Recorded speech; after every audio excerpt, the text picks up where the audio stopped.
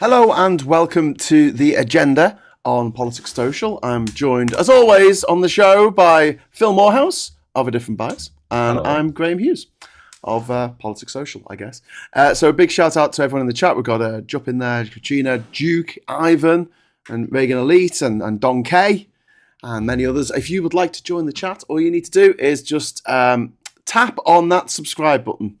Either with a mouse or with your finger, and wait 30 seconds, and then you can join the chat yourself. So this week we're going to be talking about the Labour Party conference, the highs, the lows, the hits, the misses, the sausages, releasing the sausages. So Phil, what was your what was your conference highlight to get started? So the bit where you were like, "Ooh, yes, please." Well, for me, it was, I suppose the general one would be they were a bit more upbeat about what's going on. Because for the last 6 weeks, it's all been about, oh yeah, this budget, you're not going to like this budget. Whereas actually after this conference, we're going, actually, do you know what? I don't know why you've told people that, because there will be some things that people don't like. But if you think about traditional lefties and what you would want of a budget, it would be things like, well, raising taxes on the wealthy. Yeah, check. Changing the fiscal rules so that, we don't have to stick to the rules the Tories set. Well, yes, Rachel Reeves has talked about that. We want increases in spending investment. We don't want cutting spending. It's like, well, that has been confirmed by both Starmer and Reeves, that you can expect a large increase in capital spending. So you look at all these different elements of it, and it's all there. And you think, well, why weren't you spending the last 6 weeks talking about this? And we sort of know that what they're doing is they're basically saying, oh, the Tories have left this massive mess. It's like, yeah. And the people sort of knew that and absolutely keep banging on about it, because I do think if there's an opportunity to just expose the fact that the Tories are not good with the economy, then that is very useful for the future. But don't kill your own poll rating to do it, which is what happened. I mean, they haven't killed their poll rating with the winter fuel allowance thing, which is, I still say is a bit of a mess. The policy, if they were going to implement it like this, they shouldn't have bothered in the first place.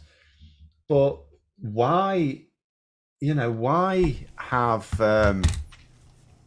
in terms of anything else, I mean, there might be still a couple more unpopular announcements to come in the budget. Yeah. But there hasn't been anything there. Everything else is quite positive. Why not keep pushing that? I don't know. Again, Labour comms, we could go down that route. Alec Barrett, thank you very much for the super chat, mate. People won't like all the construction going on. So Phil's having construction done in his place. We're getting our kitchen floor done. We chose it. So there's noises in the background that you can hear. It's because of all the construction. But I don't think that's what Alec was referring to. No, well, so that's another good point, actually. It's something I would genuinely like to ask here, Starmer. So when he was saying about trade-offs and tough decisions and stuff like that, I'm now thinking, what did you mean? Because everyone assumed that meant that we're going to have to get the finances in order now and people aren't going to like that. And then in future years, it should be okay. But then in the conference, he talked about some of these trade-offs. He says, well, if you want more prisons, we have to build them somewhere. So you might have to accept that we build them where you are. If we want to boost the national grid to meet our net zero, we need to build pylons. So we need those to be where you might not like them, type of thing. Maybe that was a bit of a dig at the Greens, I don't know. But, those were some of the trade-offs he talked about. I thought, is that all you meant? Yeah. Is that all you meant? Because if all he meant was the fact that this infrastructure, which lots of people want, they have to be in your backyard, not literally your backyard, but you know what I mean? Yeah. In your area. That's not because people were getting the impression what you meant was you were going to be making savage, bloody cuts. Yeah. Yeah. Well, maybe they did this on purpose. So they've, it's like when a con man comes around and says, I'll sell you this. It's normally £1,000 for this, this widget, but I will sell it to you for a tenner. And you're like, oh, wow, because you said £1,000 to start with. That seems like a bargain when it's not. Yeah. It's not worth anything. But it doesn't work like that in politics, because they've so we're not going to have a situation where they've killed their poll rating. Well, it's still, if there was an election now based on the poll rating, they would still win. But nonetheless, you don't invite this, and it's not like after the budget, everyone's going to, oh, that was all absolutely brilliant. And they're going to become the most popular party ever. Yeah, yeah. Because apart from anything else, we're not going to see, or most people, some of the things they're putting in place, people will see the benefits of straight away. Like, public sector pay is going to be one for some people. The renters reforms, when they come online, that will straight away help some people out. Yeah. But there's also going to be some people not helped out. And, but in terms of like lots of people, you're talking 2 years really before you start to see on a large scale lots of the benefits of this. So they need to spend 2 years actually bigging up the thing that's coming, hyping it up. Not saying, oh yeah, it's all shit, but they don't really work. They've had 14 years of that. The Tories were doing this for 14 years. We're doing this. It's all Labour's fault. It's all Labour's fault. But don't worry, we've got this plan. It'll be marvellous in a few years. And it never was. So, like, I can imagine some voters looking at what Labour is saying and thinking, we've had this for 14 years. Why would they believe it? I just want to say a big thank you to the Big Hon, who I saw at the conference on Wednesday. Good to see you in the chat there. And thank you very much for the super chat. Free T-shirts from the musicians support streaming reform. Well, we went to and we got free T-shirts at the conference. I met the Big Hon in real life. And they said, what size do you want? And I didn't know. So I just went, XL. And I got it. I thought, that looks a bit big. It's way too big for me. So if anyone wants an extra large Musicians Union bright yellow T-shirt, then that says something like save live music. You're very welcome to it. I might just use it as something to go painting in. But thanks very much for that, the Big Hon. Yeah, but what was, apart from the sort of the terrible messaging, which we've talked about loads on this channel, Phil, what was your sort of lowlights from the festival or conference? What was your sort of bit that you thought? I mean, I wasn't physically there myself, so I can't really say. I don't really know that. I didn't really see anything ultra negative coming out. I mean, the only thing the media tried to make anything of was obviously the Sharon Graham's motion against the winter fuel payment, but I mean, even the media didn't really make much of a. I mean, they talked about it, but it's not like they're still not going on about it. They're more interested in the fact that Keir Starmer let his son study in a mate's house.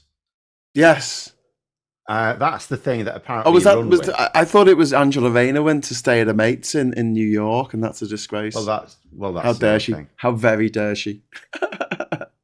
But yeah, it just seemed a bit odd. Also, I mean, I'm hopefully gonna get Femi on the show next week, and we'll talk about it a bit more. But we had a very long exchange on the bus on the way to the conference on one of the days about the heckler who stood up in the middle of Rachel Reeves' speech. And my argument was, like, what were they trying to achieve? Because first of all, they were shouting about foreign policy, and that's David Lammy's remit, not Rachel Reeves. Yeah. And would it change my question was would it change the mind of anyone in the room? Like, were the people in there going, do you know what? I think Israel's got a right to go and do what they're doing in Gaza. And then someone stands up and shouts and interrupts the speech and gets bundled out, and they think, oh, I've changed my mind now. I think what they're doing is terrible. So in terms of like protesting, there's like three types of protester for me. There's those who are doing it for a grift. There's not that many of them. So the Nigel Farages, they're doing it as a grift. They may actually believe some of what they does. Nigel Farage genuinely does hate the EU. He is xenophobic. He's actually quite racist, let's be honest. But nonetheless, it's a grift for him. He prioritizes money. But there's only a small number of those. Then you've got people who go, no, I'm against this thing and I want to change it. So if you're going to claim to be one of those protesters, then there has to be a plan. You have to identify, first of all, who can bring about that change. Then you have to work out how you persuade them to not only agree with your point of view, because that's not always enough, but also how it's in their interest to actually action it, which in the case of a political decision may be demonstrating that the public would be behind it, that it would be electorally useful. But you need a plan. So you have to have a plan. Your protest has to fit inside a plan. And then you've got the vast majority, and there are, some of those, you've got the vast majority of protesters, which if you say to them, draw me a flowchart of how this achieves what you want. Then, if you actually get them to write it down, you will see that it goes nowhere. The vast majority of protesters, they don't get anywhere. I mean, if I give you a story from last year's conference where I was sat outside and I saw, two protests at once. There was Steve Bray, who was there like pretty much all the time. And during his, there's times where he and the people helping him will explain some of the problems with Brexit. And so you can imagine someone walking past there who can hear some of these things will think, okay, I didn't realize that. And so you can see how he's presenting statements that could actually get people thinking. And then I saw another protest. I'm not going to say what it was about or who it was. I will say I was in favor of their cause, by the way, but it doesn't matter what it was. It was like 4 people with a banner and a megaphone. And they were going, we demand this. They wanted Labour to adopt a particular policy, right? And it was like, we demand this. And I listened to it and I thought, no one walking past, if you think about people who are either already in favour, in which case, like me, I was already in favour, you're not doing anything, already opposed or neutral. To the already opposed and neutral, they didn't actually present any arguments. They didn't really explain what the benefits of their demands were. They didn't explain, why it should be done. They just said, we want this thing. And that's all it was. And I listened to it for an hour. And they were passing the megaphone around each other to give each other a break. And they're all saying the same thing. And I thought, you're not making a single argument. Yeah. You're just standing there. You don't look comfortable. You're standing there. You're not actually achieving anything because not one single person will be won over because you haven't presented a single argument. At the conference this year, when you walked across the bridge, when you're coming back and forth towards the Albert Dock, away from the King's Dock where the conference was, there were I'll say anti-Israeli, but pro-Palestinian protesters, and there was a real fury there, and I understand people find it, a very emotive issue. I get that because particularly at the moment, because right now, in the here and now, Netanyahu is completely unhinged. Yes. And I have to confess, I cannot work out for love nor money why the wider Israeli political establishment is allowing it, because it's obviously insane and it's clearly a threat to their nation. They have increased the threat to their nation. Well, I was talking about this on the show, I think last week, when I was saying that what's the point of Israel? Israel is supposed to be the one country in the world where Jews can feel safe. And they don't feel safe at the moment because of the actions of the Israeli government. But I'll come back to that in a moment. First of all, we've got a couple of super chats. First of all, from One Angry Pagan, not enough about the environment at the conference. Well, there was lots from Ed Miliband, but it didn't really get much coverage because I think that they were concentrating on the statement from, well, not the statements, but the speech from Rachel Reeves and from Keir Starmer and Angela Rayner. But they did mention No, you say on the environment, I would say from Starmer and Reeves. This, the 28 billion pound green investment thing, and they sort of cut it down, basically because the Tory media got their way a bit. But you'll notice Labour didn't actually say, oh, we're not doing it. They just said, we're not committing to it. Yeah. I think it's coming back. Yeah. I think what we're going to see, we may not see it go straight up, but we never were likely to see it at 28 billion from year one. I think after the budget, we're going to start to see that actually that figure is going to be realised fairly quickly. Okay, and we've got another super chat from Chris C, and we've had some follow-up comments and questions in the chat on this. Thank you very much, Chris, for bringing this to our attention. My biggest concern is Starmer constantly banging on about making those with long-term illnesses and disabilities into work. It just smells of Tory. I get that. It's one of those things where he could phrase these things in a better way, because if you are disabled and you want to work, there are so many barriers in the way to making that happen. I mean, public transport's the biggest one for a lot of people with physical mobility. But then if you're impaired sight or impaired hearing, there are accommodations that can be made, but they just aren't in a lot of these situations. So yeah, helping people who want to work into work, fantastic, 100%. Yes, I'm all for that. People who are off work because they are ill and going back to work will make them more ill and more stressed out, I completely disagree with 100%, because I do not believe that we have to work to find, our place in life or something. I mean, I would just say on that one, what Starmer could say. So part of it is understandable, because it's just what that Middle England public believe. And I'm okay with it to an extent. Obviously, I'm not a victim of it, so it's easy for me. To an extent, as long as behind the scenes they're always saying, but these are our policies. But I'll tell you what he could throw in. He could throw in, for example, well, if the waiting lists were much shorter, or the waiting times were much shorter, then we could get people back to work more quickly anyway. He could, if he wants to turn things on the Tories, he could do that. Yeah. With statements like that, he could say, well, if we had better healthcare, then we'd be able to get people back to full productivity more quickly. Yeah, I mean, absolutely. I think there should be, better healthcare.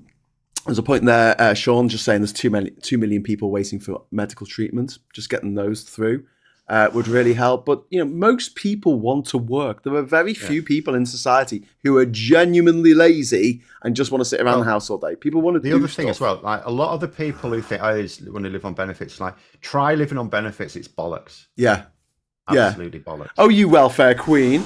Look at you in your 27-room mansion with your brand new Mercedes S-Class. I didn't have any of these things when I was out of work. Yeah, it's just mad, isn't it? Like, this idea that, and then if they do have a subscription to Netflix, they're told, oh no, you're not supposed to have that, because they don't want people to live. They just want them to survive. Just because it looks bad if a bunch of poor people die in a very, very, very, very rich country. Alec Barrett has just dropped in a super chat. Thank you very much, Alec. Netanyahu's poll rating is currently in the gutter. Daily protests and his loony coalition partners are propping him up. Yes, but his opinion ratings have gone up recently, unfortunately, which isn't great. Well, yeah. He's just inviting people to attack it. It's what he wants. I can't understand how they're letting him get away with it. It's utterly insane. Yeah. Absolutely insane. Anyway. Siskin Edge is saying, I'm hopeful about a land value tax in the budget, as it's redistributive, progressive, and stimulates growth by flipping land from speculative to a hot potato. Yeah, I don't think it's coming in the budget. I've not heard any hints about it. I've heard suggestions. It's certainly something I would like to see. They talk about, distributing taxes onto those with the broadest shoulders, and that's right. Broadly the right thing to do. But at the same time, when you also rule out income tax rises and things like this, then it's there are ways to do that, limited ways. Yeah. Ironically, cutting out tax avoidance schemes, which they're also wanting to do, is one of them. But land tax reform is by far and away surely the best way to do it. So, was there any surprises at the conference? Something that was said that you weren't expecting, or was it all? Just... well, only a minor one. The one for me was in Starmer's speech, because at last year's Starmer's speech, there was literally nothing new in it. Yeah, and it was sort of like their way of saying, "Well, we've already worked it out, haven't we? We don't need to do anything new." There were new things in the conference, like the COVID fraud commission, which ironically, just 2 days before I was saying we should have. But then there was something newish in Starmer's speech when he was talking about priority for social housing, for veterans, for young care workers, for victims of domestic abuse, which is a really important one. And I thought to myself, I'd not heard that before. So I thought I would have a little check. And I did sort of see something in the manifesto, which is one of those things where you could say, well, maybe they meant that there, but it wasn't clear. So that was sort of new to me. Yeah. So in terms of, surprised, I think that was the only way. So you wouldn't expect a surprise. I'll tell you what's someone pointed out in the Financial Times, I've not really considered this before, but I think it's actually really important. In that, so we've got this conference, and Labour have been in power for like nearly 3 months. So they've presented their King's Speech, so we know what things they're going to prioritise. Yeah. But we haven't had the budget. And you just think, well, that's just the nature of the beast. But it's not actually, because this person in the Financial Times was saying this may have been the first time this has ever happened. And I looked back, and they're certainly right in my lifetime.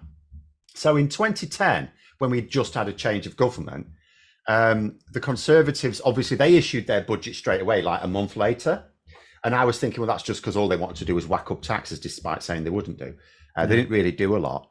But the same happened in 1997 as well. Labour issued their budget like pretty much straight away. 1979 with Thatcher, they issued their straight away. So this is the first time that there's been a change of government, and there's actually been a bit of a delay with the first, because you can't, if you're going to issue a budget the next month, you're not changing very much because you haven't got time for anything. You certainly haven't got time for a spending review.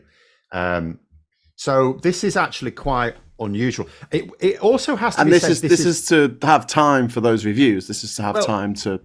Yeah, well, there's two things you could look at it as. First of all, I would point out, this person didn't actually make this point in the Financial Times. This is also the first time there's been a change of government since the Office for Budgetary Responsibility was a thing. Because that was actually David Cameron brought that in, or George Osborne, whichever way you look at it. But it didn't exist the last time there was a change of government.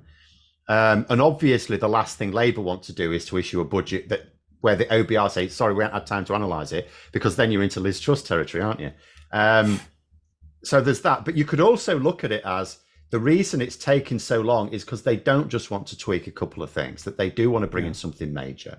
Yeah. So, but nonetheless, it's meant they went into this conference. We know what's in the manifesto. We know what they're prioritising because that was in the King's speech. But we don't know the details of fund, because a lot of things come down to funding, and we don't know the details of the funding because we haven't had the budget yet. So there was a sense in which there was like a lame duck element to the conference baked in by the fact it had this new government, without a budget. We've got a super chat come in from Gary Arnold. Thank you, Gary, asking what you expect to see in the budget. I expect to see all these people who are going on about, it's going to be an austerity budget. I expect them, they won't shut up. They never shut up. They'll just twist or something like that. Oh, yeah, but it's not enough. But I think we're going to, well, it makes no sense for Rayner, Reeves and Starmer to have been saying what they've been saying if we're not going to see a significant increase in capital spending. We're going to see, we are going to see...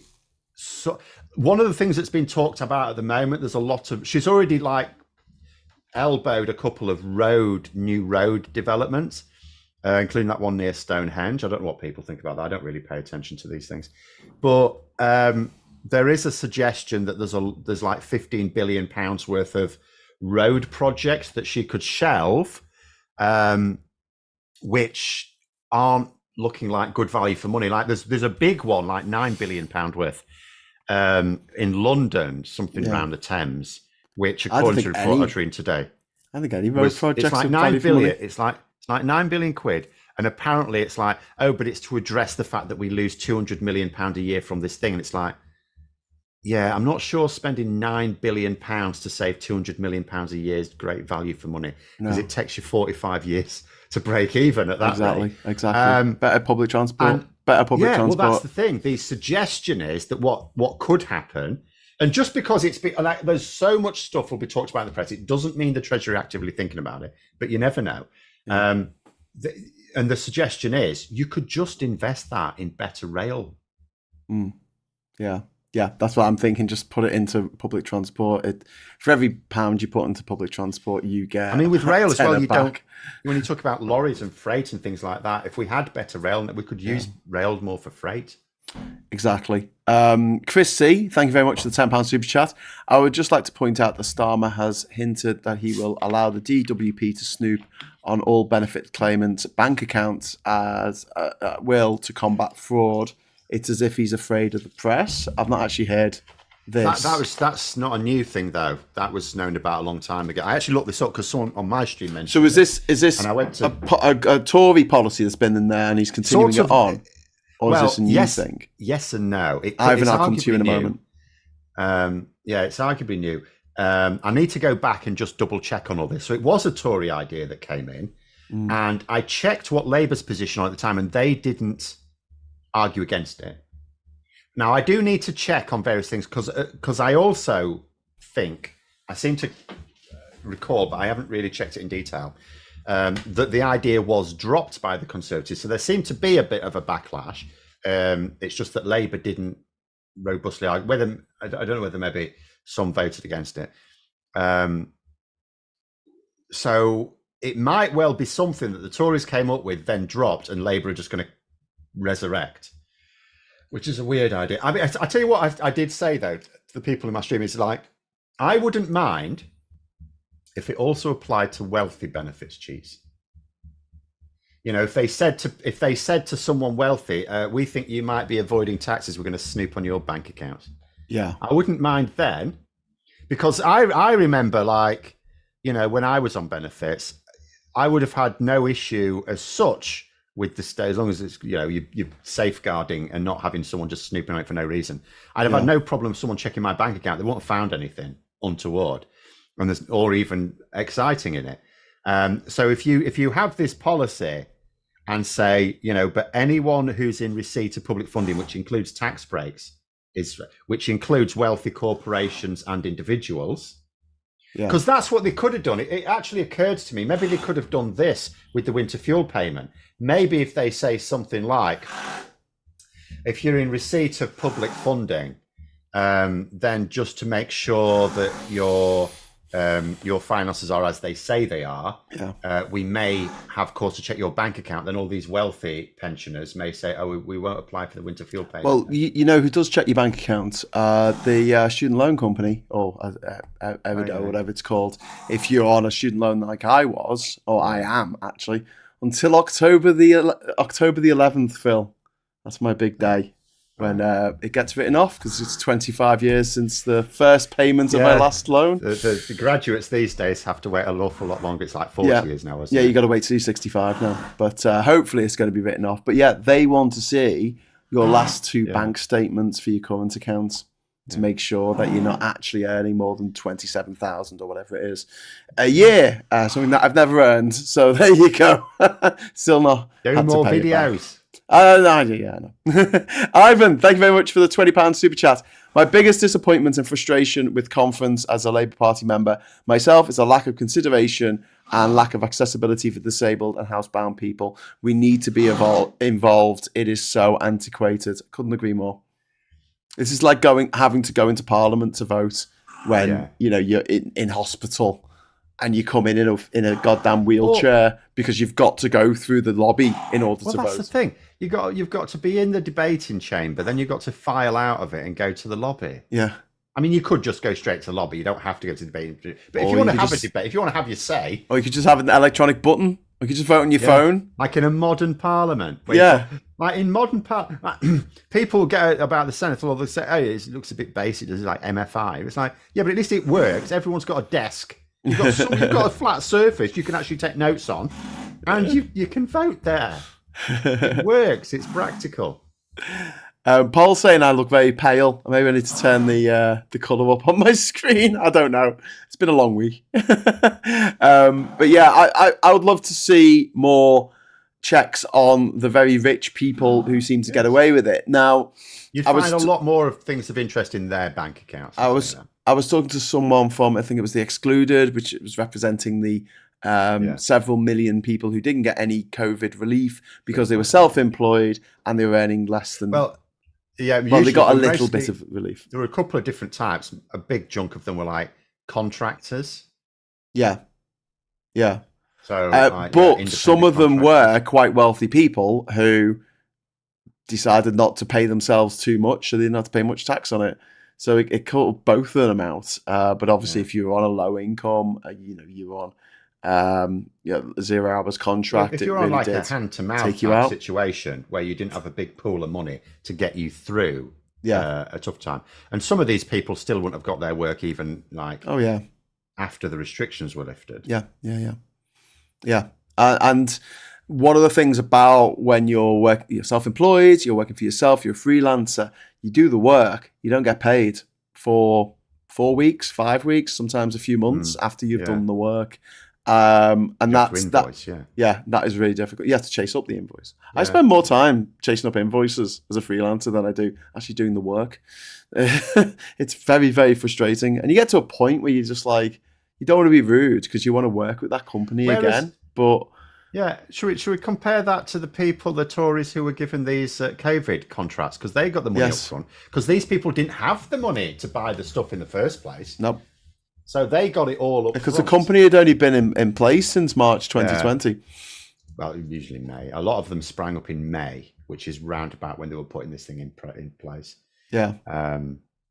So yeah, if you look at a company's house, and a lot of them don't exist anymore. Overhaul a company's house, I'd like that. Thank you very much. Absolute overhaul of it. You've got to be a British resident to set up a company in this country. You've got to give a real address. You can't just give a random address in London that has 20,000 companies registered to it. Exactly. That's the nonsense when literally sometimes, in some cases, you've got thousands of Chinese companies registered at this one place down in London Road. Or Russian companies. Ridiculous. Yeah. It does seem a little bit mad. So, Phil, everyone I spoke to that I saw there, every MP, I said, what are the chances of getting some impact assessments about Brexit? And all of them said, no, go away, Graham, you silly boy. I mean, that's, it needs to be turned on them. They say, they're putting all these things in place that they say so that make sure that we're going to be, all new governments like to say they're going to be transparent, but more to the point where they're going to demonstrate they're going to give value for public money. So in order to do that, you need an economic impact assessment. Yeah. So there has to be an economic impact assessment for being outside the single market, even if they do the impact assessment on, on their proposals for the EU. Otherwise, how on earth can they work on any credible plan if they do not know, particularly when they say they're going to focus on the economy, if they do not know what the economic impact will be? Yeah. Yeah. I mean, that's what I would say. How is it right that you think, given everything you've said about, delivering good value for public money, how can it be right that you're flying blind when it comes to our trade links with Europe then? Yeah. Because without an economic impact assessment, you are flying blind. You can say things like, oh, well, a veterinary agreement, and if we can reduce checks, that would be better. It's like, yeah, that's empirical thinking. How much better? If you get this veterinary agreement, how much is that going to boost our economy by? Can't tell unless you do an assessment, right? Improve it, like mutual recognition of qualifications. How much will that boost our economy? Work it out, will you? The last one was the better access for performers across each market. How much is that going to boost our economy by? Work it out. Yeah, absolutely. But the one of the interesting talks I went to was about getting more working class people into the media. A recent survey showed that only 8% of people working in the UK media and creative arts are from a working class background. And the MP there, Phil, he'd never heard of the New Deal for Musicians, Labour MP. Who was that? Name and shame them. I can't remember. I could look it up, but I don't want to name and shame them. But would they be expected to? I mean, were they on the panel then? Yeah, they were on the panel. All right, okay. And I was like, I stood up, and my question was, when Liverpool's did really well at the New Deal for Musicians, which is simply you can claim the dole and you don't have to spend 35 hours a week looking for a job. You can rehearse with your band. You can go to, I guess if it was a new deal for creatives, you'll be able to go to acting auditions. You'll be able to work as a runner for little or no money. You'll be able to do all that stuff, work as an intern. Because you're still active in that sort of career, even if you're not directly earning from it. Exactly. And you can still earn your job seekers allowance, no problem. Yeah. But at the moment, if you earn a little bit of money, like literally, if you earn 50 quid, you've got to declare that, and then you get reassessed for your job seekers allowance, or whatever we're calling it these days. One of the guys on the panel pointed out that Oasis were all on the dole when they got their big break, and their gigs next year are going to bring £1 billion into the economy. £1 billion. Yeah. So it pays for itself several times over just to have these things in place. Yes, because we do quite well. Britain is actually, or has been, quite good at producing top level performers. Yeah. Viv is saying Cal Vorderman has been talking a lot about getting more working class people into the media. And Simon Smith is saying there were musicians from Liverpool. Yeah? There's at least 4. Press reform is what we need, says Viv Burgess. There was no appetite for press reform in any of the MPs that I spoke to. There was no appetite for... I can understand them not wanting to say anything.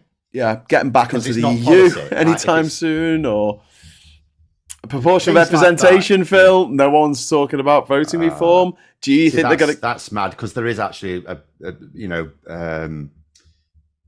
is... Labour do have a position on that. So Labour have a position which demands electoral reform. Yes, but they just got 2/3 of the seats in Parliament on 1/3 of the vote.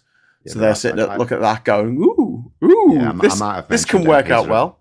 It don't work out well. It works out very badly. Yes, because what happens is in 10 or 15 years' time, Tories come back in, they wreck it all, and then they'll be wondering what happened. Exactly. And what's happened is you allowed them back in. And basically, Blair allowed the Conservatives back in by not introducing electoral reform when he had the mandate to do it. Yep, absolutely. He had the political will in his party. Also, worth pointing out, lots of people voted tactically. Millions of people voted tactically in this election. So Labour's vote share was down, yes, on the actual number of votes just in total was actually down on 2019, but those votes counted more because people were voting tactically. And in a proportional representation, you might see more people coming back from the Greens or the Lib Dems, whoever they voted for in this election, and voting Labour. That would 100% happen. But they also know they would then have to work in coalition. But it's like, what's better, working in coalition or being in opposition? Because that's the difference. It's not a case of working in coalition or being a majority government. That's not your choice. That's your choice maybe for a couple of terms, and maybe not even that. I always think we have to be a little bit careful, because like particularly in our lifetime, so we had this situation where the Conservatives won in 1979 and then they were in power for 18 years.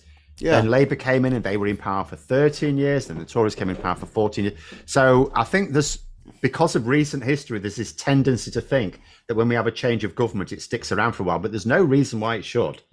We have before those periods of time. I mean, in the 70s, we had 3 changes of government effectively, didn't we? We had the Tories come in at the start of the decade, then halfway through Labour come in, then at the end of the decade, the Tories came back in. Yeah. So, we'd have to be a little bit careful of them even thinking Phil, they've got a generation to go. First past the post gives us political stability, like the wonderful stability that we've had since 2015. Yeah, it's otherwise it's just chaos with Miliband.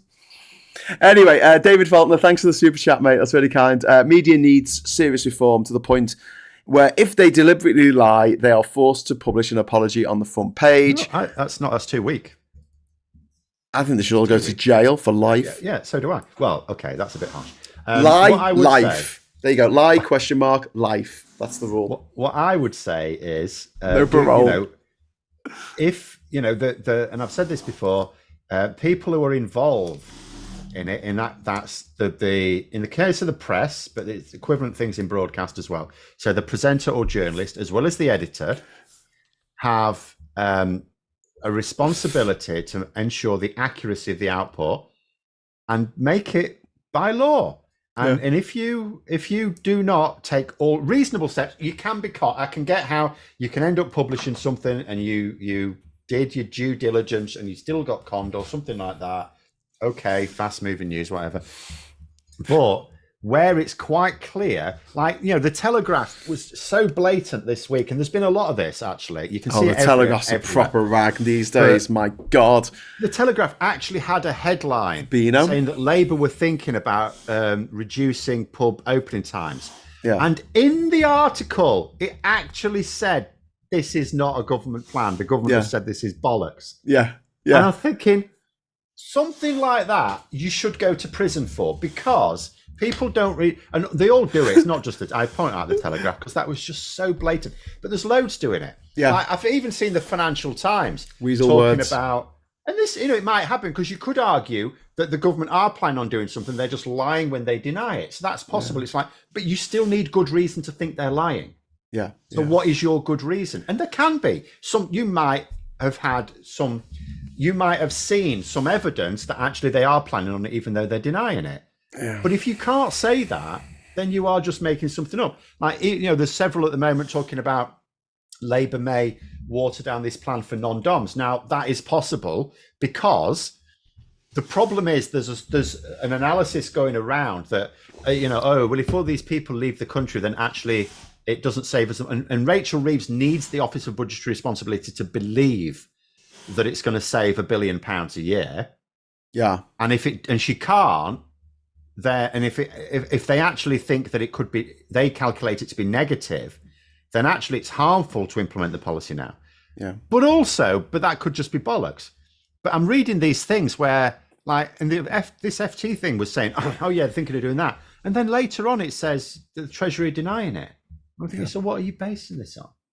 So they might be thinking of not putting that in place right now. Well, I mean, they make money from lying, and they get money from enraging people because people enraged is more enraging people is more effective to get them to click and like dislike whatever engagements. Was it you telling me about back in the day when you could dislike videos and it was all engagement, so they didn't care whether it was a like or a dislike? So, Phil, I've got a couple of super chats. YouTube analytics, they've changed it now the way it looks, but at the time there were various metrics and it would show you what it was like, and it would be like, views, and if your views went up, it would give you a nice little green up arrow. It's like, that's well done, your views went up, that's good. If your views went down, you'd have a down red arrow, because red's bad in this country, it's not like China. But you had other things as well. You had likes. If your likes went up, green arrow up. If your dislikes went up, green arrow up. Because as far as they're concerned, if someone's clicking on something, they're engaging with it, that's good. Because it's advertising. They don't care that it's a negative. It's the same with comments. All comments are good. Content. Yeah. All comments are good. Ivan Ambrose, thank you very much for the £5, mate. I'm also a member of the Electoral Reform Society, says Ivan. What do I get for my membership? Nothing. They don't involve members. Well, I'm going to call for the reform of the Electoral Reform Society, so they include their members more. Do you know, I've said this. Go on, sorry. And Veg Pie, thank you very much for naming and shaming the MP from that panel that me and Veg Pie went to see at the conference. Kai Graham on the panel where Alex Norris MP, so that's who it was, along with Vicky McClure from Line of Duty, Johnny Owen, her husband, also an actor but more of a filmmaker these days, and Alison Rashley from the Nottingham Television Workshop. And then finally, Rosie, 2911, thank you very much for the $5. And Rosie says, great show, Graham and Phil.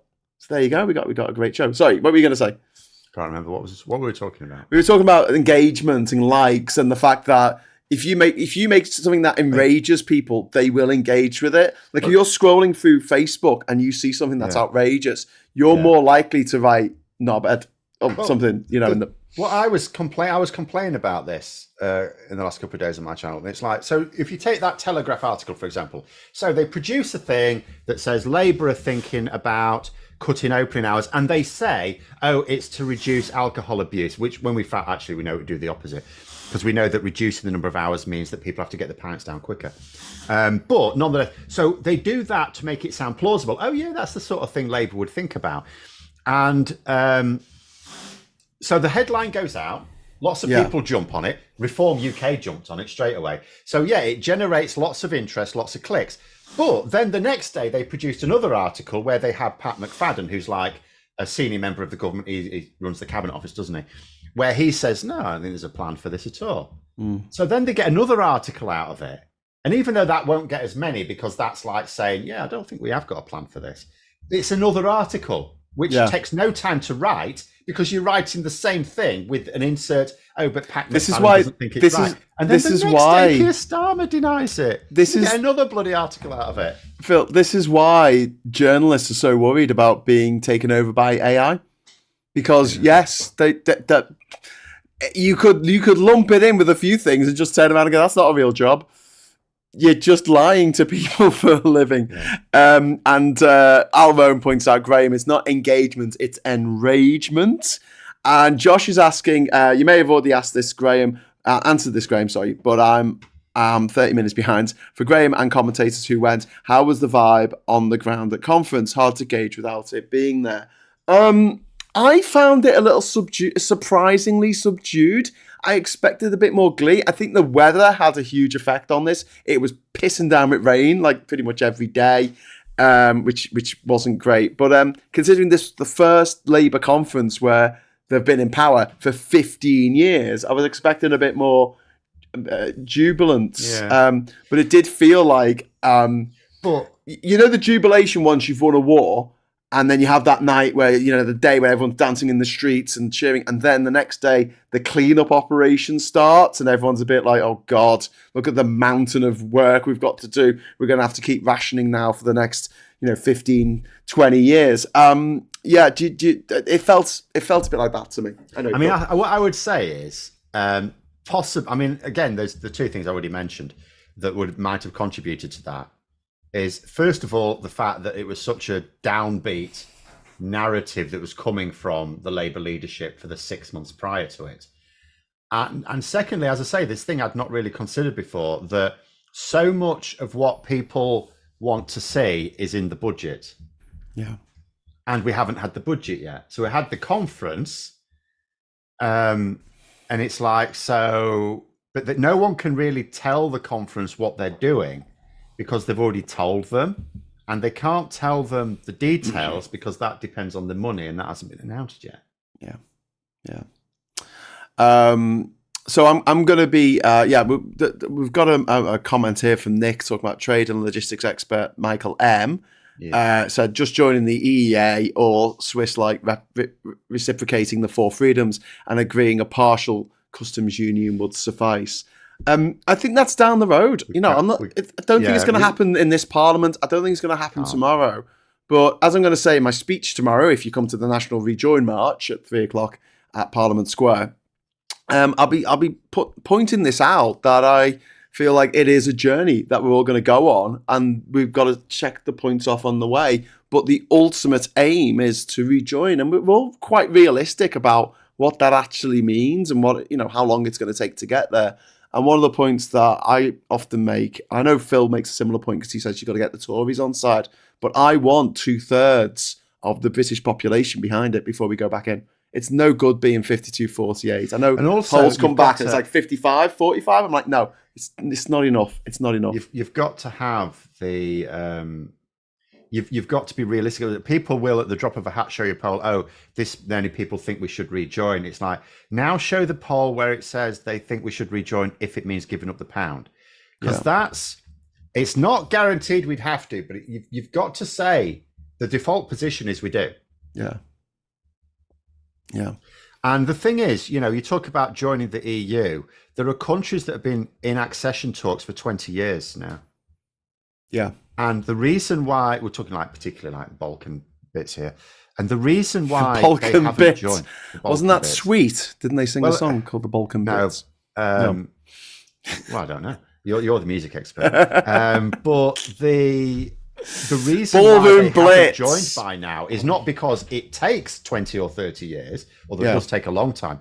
It's because they haven't got their politics sorted out, and you need that political. Yeah. You need at least the political, and we haven't got that in this country, because if all of these so-called red lines that Labour have, if we at the point, and we have to at some point get up to them and then cross them, but at the moment, so Labour are at the moment moving up to them. Yeah. So I would focus on that. But yes, there has to come a time, I hope not too far in the future, but we have to come a time where we need to cross them. At the moment, if we try to do that now, the Tories will say, we'll jump back over that red line as soon as we're back in power, which could be at the next election. Yeah. So where is the incentive for the EU, who are already wasting time from their point of view in talks with various countries who are clearly not getting themselves ready to join? Yeah. Where's the incentive to do it with the UK, who have already got a recent history of bad faith with actual agreements, and the alternative party of government saying we'll just reverse the whole thing again? Can't be arsed with that. Thank you very much to John C for the super chat. It's really kind of you, mate. Thank you, Phil and Graham, for keeping me informed and sane over the years. Labour needs to draw a line under and dismantle the cruel elements of the welfare system. I couldn't agree more. Some people are talking about the fact that I did an interview with Owen Jones at the conference, which appears to be snipped. I mean, he sort of bounded up to me and said, can we have a chat? And I went, all right then. And his first thing was like, "Oh, so you must be made up about your shiny golden god Keir Starmer being the leader of all mankind now." And I'm like, he's just some guy. It's just like that's what they don't I don't worship him. He's just the leader of the Labour Party. Like if someone if he had to stand down tomorrow and David Lammy took over or Rachel Reeves, I'd be like, all right. I wouldn't be like crying my eyes out and pulling my hair. The problem is that people tend to judge by their own, their own way of looking at the world. So a cultist automatically assumes everyone else is a cultist, but maybe for someone else. Yeah. I get the same thing. You're a Starmer supporter. I don't know. Supporter. I don't support any politician. I don't support anyone I don't know. The only person I support is my wife. I've not seen. Oh, that's lovely. That's lovely. I've not seen the clip that's been put online, but we spoke for about you 10. Were there, you remember what happened. 10 minutes or so. But what I thought was interesting about it overall, like last time we spoke at the conference, he was having a go at me because I stood for myself in the 2017 election. He was like, how could you not stand for Labour? How could you not support Labour all your life? I've been a lifelong Labour supporter, as if saying that there's some kind of purity test. But now he's left Labour. But I did say to him, you've come round to my way of thinking because he left Labour, right? Yeah. But also, like I said to him, I was civil. I didn't have a row with him or nothing. I just said, fine. What you're doing now is fine because you're holding the government to account. That's what I was. He's not though. That's what holding the government to account is telling the truth. I know, but like that's what I wish you were doing a few years ago. But he was absolutely obsessed with slagging off Starmer and Labour. And he spent a lot more time and energy doing that than slagging off the actual government that was creating all the problems in our lives. And but I mean, so I was like, keep up the good work. If you want to keep the government honest, fine, I don't care. But yeah, he seemed to be. I love this quote from Noel Gallagher about his brother. He said he's so angry all the time. He's like a man with a fork in a world of soup. And that's the way I enjoyed. He just kind of like wanted to have an argument, and because I wasn't arguing with him, I was like, yeah, I do think it's a bit shit that some pensioners won't get their winter fuel allowance this year. I'm not bothered about the millionaires not getting it, but I am bothered about people who are only getting £12,000 a year. Yeah, it make a big change. So yeah. Anyway, Josh, thank you very much. Too bad super chat. Leveson 2. Do I need to say more? Levinson 2 apparently has been. Someone sent me a message that I think that they had been sent, or it was the reply to the petition for Leveson 2, and they were saying they're not going to pursue it because they feel like Leveson 1 was enough. Well, then implement it. But I actually don't think it is. I think the thing is, even if Leveson 1 had been implemented in full at the time, I would still say by now, shouldn't you have a review? Yeah. Because news media has moved on a lot just with new technology. Yeah. So Leveson 1 couldn't possibly take account, for example, of something like GB News or the role that social media is playing. Social media existed, but nothing like it does now. Yep.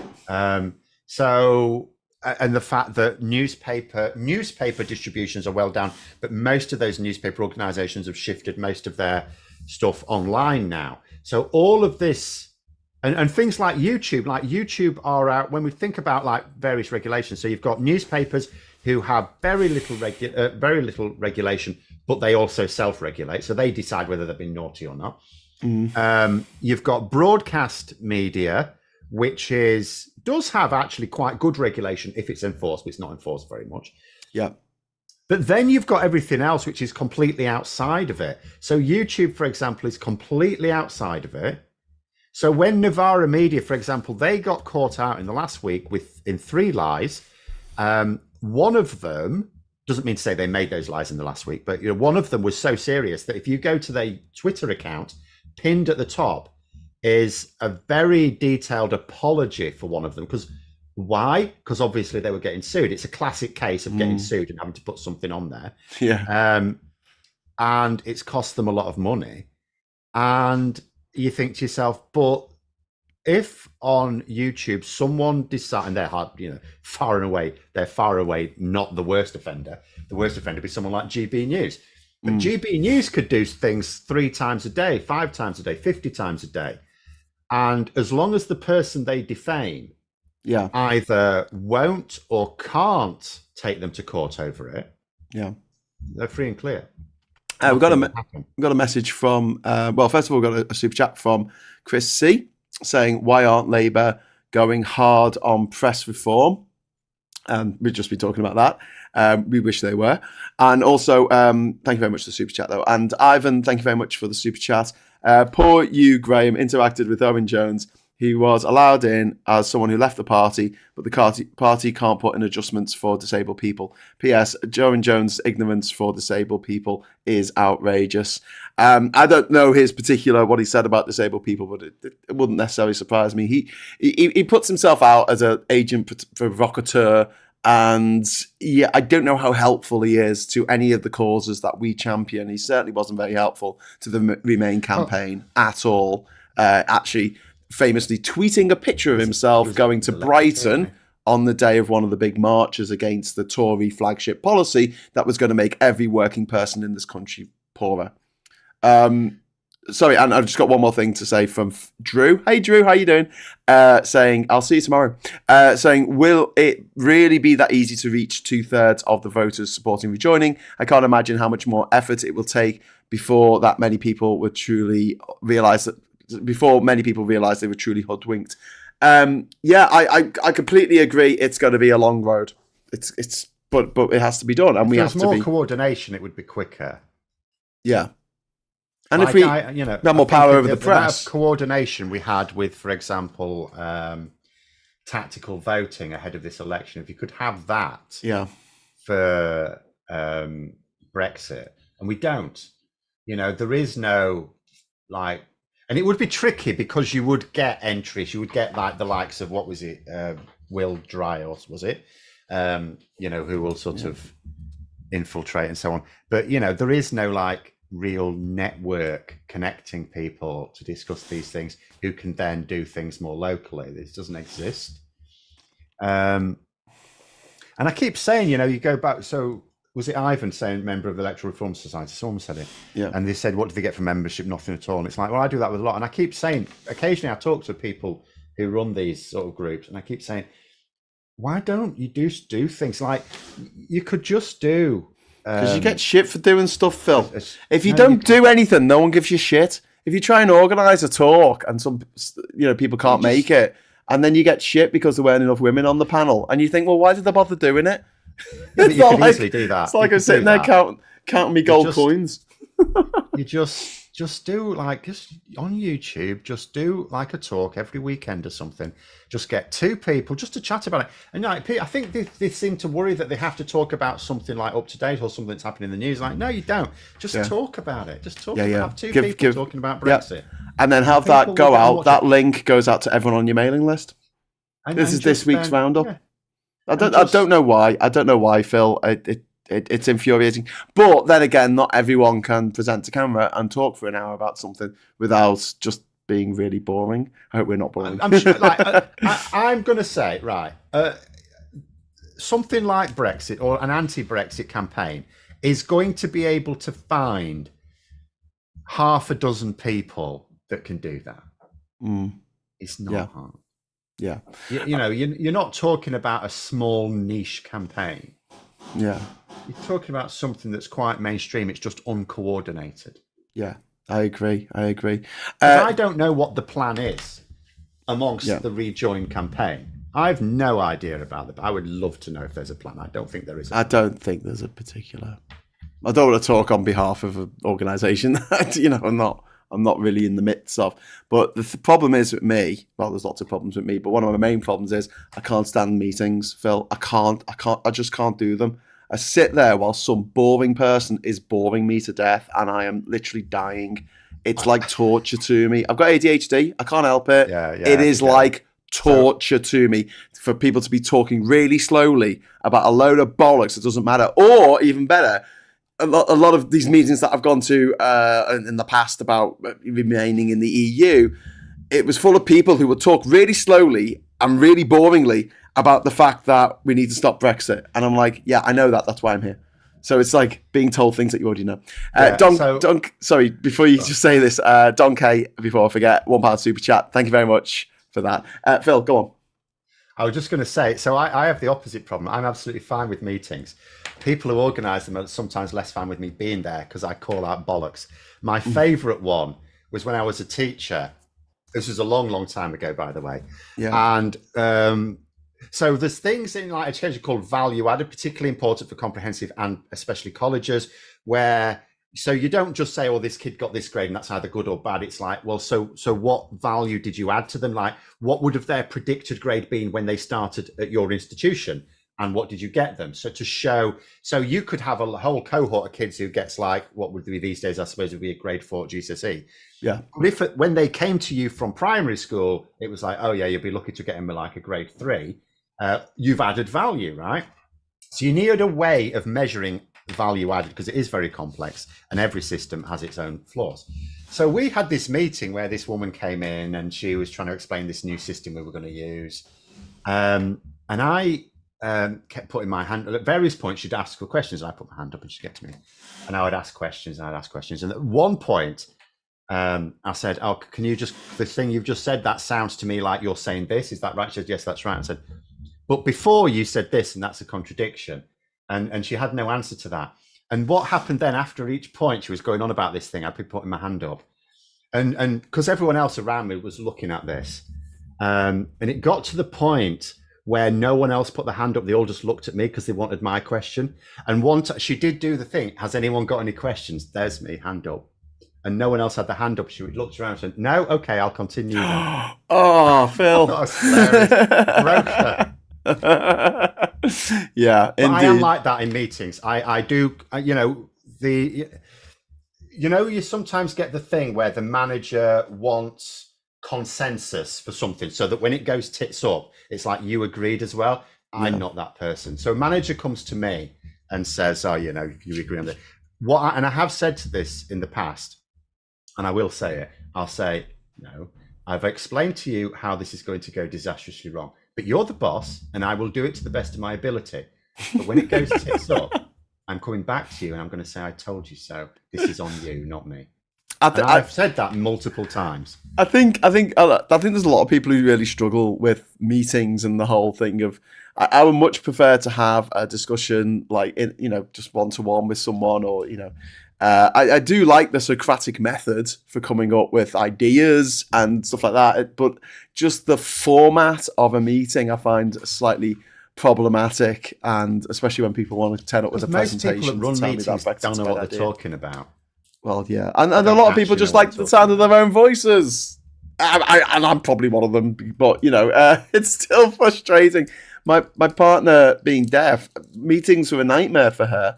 Because it's really difficult for her to try and suss out what people are talking about, like what the words that they're saying. Imagine just trying to do a cryptic crossword in real time, in as people are talking really, really fast, and it's unfamiliar faces, unfamiliar lip patterns. You might have someone from Scotland, and they love their diphthongs. They don't have an A, they don't have an E, they have an E. It's somewhere in between. Who knows what they're saying? And your mouth doesn't really move for vowels in the same way that it does for consonants anyway. Yeah. So you got to try and guess what they're saying. So she would find meetings absolutely exhausting. And if someone was waffling on about bollocks for like half an hour of that meeting, that is a lot of brain space she's had to waste trying to suss out what they're saying. Happily now, it's all done online, and she gets captions. Which don't always get it right. I mean, the other day when Keir Starmer was giving his speech, it came up in the subtitles. It said, release the sausages. God, imagine if he had said that. Yeah. The thing is, though, I mean, the problem is a lot of people do things in a way that they've always done them. And it's too often people don't think, oh, we should do this differently. Yeah. Like, when I started teaching, it wasn't even the turn of the millennium quite, and video conferencing was feasible. I thought, well, this is a great way, but you still had in the intervening period companies that will send you off to have a physical meeting to the other side of the country. It's like, why don't you just do this with video conferencing? And then with the pandemic hit and people started to do this, I thought, well, maybe this is like waking them up to the idea of it. And there is more of it now happens. But then they still do the thing where they'll send you off to the other end. And I think there's also a lot of meetings you could just have in like, with something like Discord or WhatsApp, where you don't have to have the meeting at a particular time. If you're going to discuss something, just have a discussion that goes on for a week and people just add to it as and when, just create. Discord would be really good for it because you could create a specific thing just for that discussion for that week and then delete it or something like that. Or have a bespoke thing if you're a large enough company. But you could have a lot of meetings or discussions that just take place in like a forum. When I I was worked in a college, again, an early part of my career, where there was actually an intranet forum for the college. And they did that. Yeah. And I thought, so lots of people could do the same thing. You don't always have to go to a physical meeting. No, absolutely. Where you need, if you discuss something. A lot of the time it's a pain in the arse. Anyway, I am physically going to be going to a meeting of lots of rejoiners tomorrow in London. So if you want to meet us, we're meeting on Park Lane by Hyde Park at 12 o'clock. We're going to start marching at 1 o'clock. And we're going to have speeches in Parliament Square at 3 o'clock. And I'm going to be one of the speakers, along with Femi and a bunch of other awesome people. So if you want to come along to that, it's apparently going to be sunny in London tomorrow. It's going to stop raining for one day. This is the last day of the year that it's going to be sunny. So please come to our march. It's free entry. But yes, Phil, thank you very much for coming on the show this afternoon. We're way over time, so we should probably call it an afternoon. I will be back as well at 9:30 tonight for the Politics Social. So please join us, crack open a beer or make yourself a cup of tea or get yourself a glass of water and join us for a roundup of the week. We'll be telling jokes and making fun of what's been going on in the news. We talk a bit about what's happening in America, which is just mind-blowing, to be honest with you.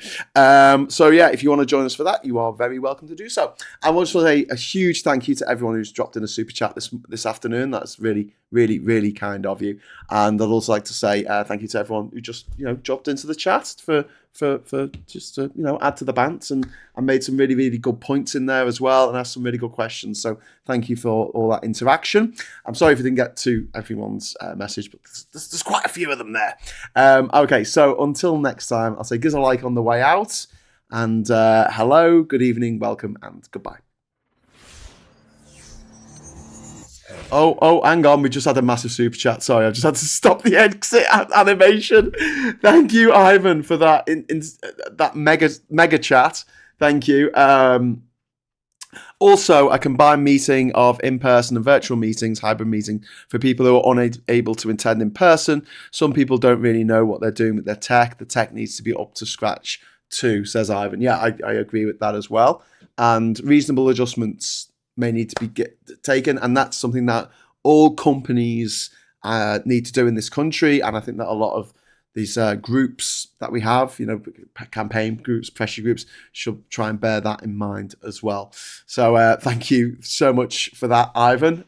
We were going to just say ta-ra, but we were pulled back in. We were pulled back in for a couple more minutes by Ivan. But I'm guessing Ivan's agreeing with you, Phil, about the frustration of people having to go places. And also inefficient. Yes. Inefficient. And it's bad for the environment. You think about people who get in their private jets to go and have a freaking meeting. Well, even just a car across the country. I mean, the number you might just be driving across the Pennines, but it's unnecessary. It's unnecessary. Absolutely. All right, Ivan, thank you again so much for that. It's so kind of you. Like I say, we'll be back at 9:30 tonight. On this same bat channel, Politics Social. So until then, I'll say hello, good evening, welcome, and goodbye.